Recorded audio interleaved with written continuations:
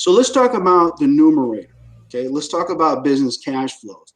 Okay, and this is probably the hardest part for people who are trying to get into the acquisition game, because it was hard for me really in the beginning as well. Okay, it's because you have Yeah. all different measures of cash flow. Okay, and people have, depending on their background, talk in these different terms. Okay, so let's just go over these a little bit, right? You have Sure. seller's discretionary earnings, which is essentially everything, including add backs and the owner's salary and the whole kit and caboodle. Okay. Hmm. Some people talk about EBITDA. Obviously, that's super popular. The Yeah, I see investment that's the banker, most common right now. that's the most common. And and you're going to find out the reason why they did it is because it's Hmm. the easiest to calculate. Hmm. Okay. Because you have to remember, when I'm on the sell side, I want it like as easy as possible for the buyers to read. Okay. I'm not trying to make it more difficult. Does that make sense? Yeah. But the problem is that, let me blow your mind for a little bit, is you have multiple definitions of EBITDA once you're in the industry. Okay. We have EBITDA as defined. In private equity, we use management adjusted EBITDA. And there's also due diligence adjusted EBITDA. So you can see how it's confusing when I always have to specify what EBITDA are you talking about. Okay. And we'll get into these a little bit as we go on.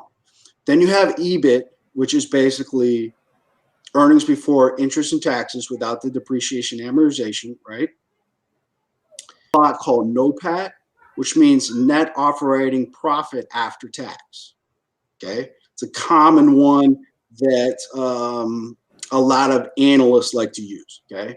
And it has a lot to do when you're looking at these free cash flows down here. Okay.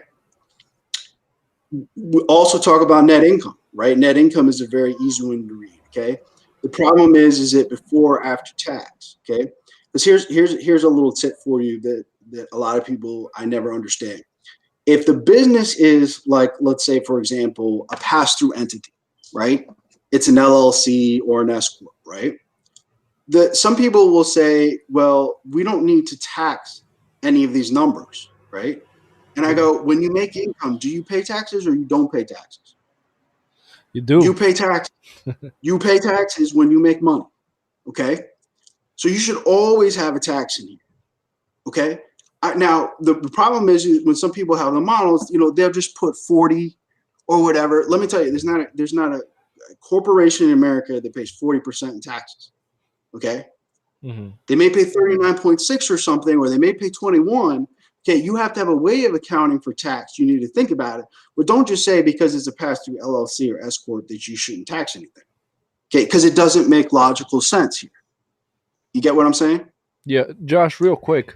Um, Yeah. as we all know, net income is stated in the profit and loss statement. Mm-hmm. And you talk about there's net income before and after tax. How would you know? Mm-hmm. What is usually stated in the balance sheet? Is it before or after Well, tax? these will actually both be in the income statement. Mm, Okay, because it'll show you either you've taken out taxes or you haven't taken out taxes. okay. Right? So Yeah. if you're looking at a tax return, you usually can see the before tax, and then it'll give you the tax amount, right? If you look at the income statement and you don't see a line item for tax, Hmm. be assume that it's before tax, right? Okay. Okay.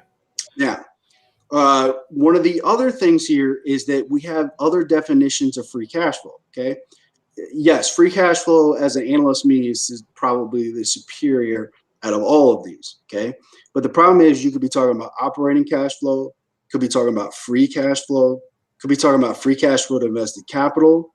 We can talk about free cash flow to equity, and we're going to get into some of these. Okay, but I just wanted to give you the overall picture of all these different cash flows that could possibly be in your numerator.